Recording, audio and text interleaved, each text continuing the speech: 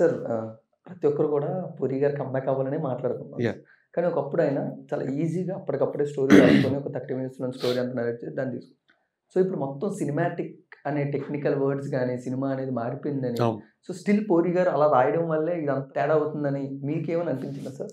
ఆయన ఏం లేదండి. ఆయన ప్రతిసారి టెక్నికల్‌గా అప్‌గ్రేడ్ అవుతూనే ఉంటారు. ఓకే. నేనలా చూసి స్టన్ అయిన సినిమాలు 'ఇస్మార్ట్' కమర్షియల్ సినిమా ఇలా అయినా గూడా ఆయనది 'మెహబూబా' ఒకటి మధ్యలో I felt stunning as a టెక్నీషియన్‌గా ఆయన దాంట్లో 'ఆకాష్ పూరి' ఇంట్రడక్షన్ షాట్ ఒకటుంటది. ఒక క్లిఫ్‌కి హ్యాంగ్ యెస్. అవుతూ యెస్. ఉంటాడు పడుకొని. ఆ థాట్ నాకు తెలిసి ఇప్పుడున్న కొత్త డైరెక్టర్లు గూడా రాయలేరు. దట్ ఈస్ 'పూరి' గారు. ఆయన ఏ రోజుకి ఆ రోజు నిత్య విద్యార్థిలాగా అప్‌డేట్ అవుతూనే ఉంటారు. మేబీ ఒక్కొక్కసారి ఆయన అనుకున్న పాయింట్స్ అవి ఫ్లోలో కనెక్ట్ అవ్వకపోవచ్చు తప్ప, as technician, as a writer ఆయన ఎప్పుడూ అప్ టు డేట్ ఉంటారు. అండ్ ఆడియన్స్ పల్స్ ఆయనకి బాగా హీ నోస్ దట్. అంటే కుర్రాళ్ళకి ఏం కావాలి? ఇప్పుడున్న ఆయన అప్డేట్ మాకంటే కూడా చాలా ఫాస్ట్ టెక్నాలజీ వైస్ అవని, టెక్నికల్ వైస్ అవనివ్వండి చాలా ఫాస్ట్ ఫార్వర్డ్‌లో ఉంటారు ఆయన.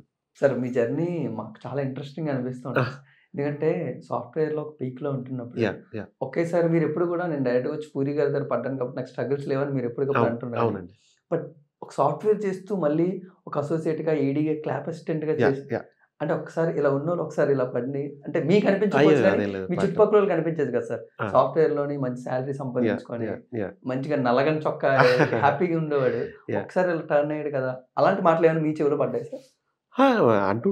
ఫ్యామిలీ రిలేటివ్స్ అవనివ్వండి, లేకపోతే ఫ్రెండ్స్ అంటుండేవారు. బట్ నాకెప్పుడు అది బాధ అనిపియలే. అదే చెప్తున్నా కదండీ! ఏడీగా ఉన్నప్పుడు నేను లక్కీగా I was with very safe hands. ఆయన జనాలందరినీ బాగా చూసుకుంటారు. దాంట్లో ఏడీస్‌కి ఇంకా బాగా ఇంపార్టెన్స్ ఇస్తారు. యాహ్! ఆ టీమ్‌లో ఉండటం. అట్ ద సేమ్ టైమ్ అన్ని పెద్ద సినిమాలు పనిచేశాను నేను ఏడీగా.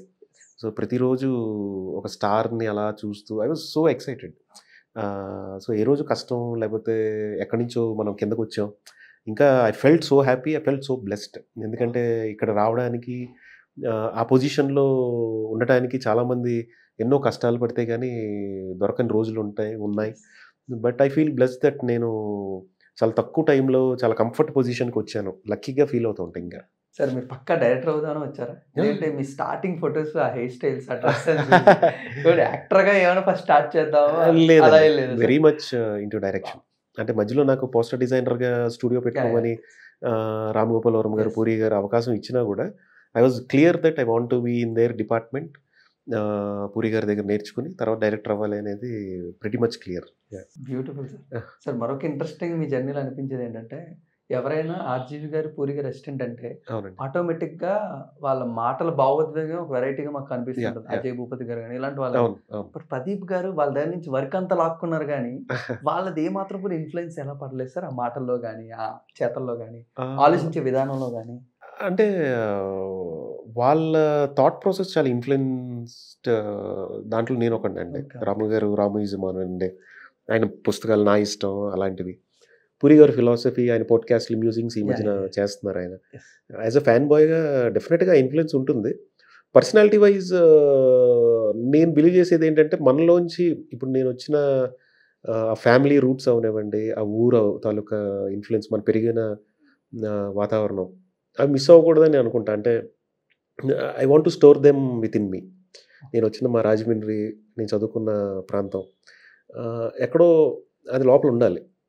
అది పోతే ఏ రోజైతే అది పోయి నేను ఇంకోడిలాగా ఉన్నానో అది నేను కాదని నాకు అర్థమవుతూ ఉంటుంది. సో, ఆ జోన్‌లో నేను ఎళ్ళకూడదనుకుంటూ ఉంటా. యాహ్!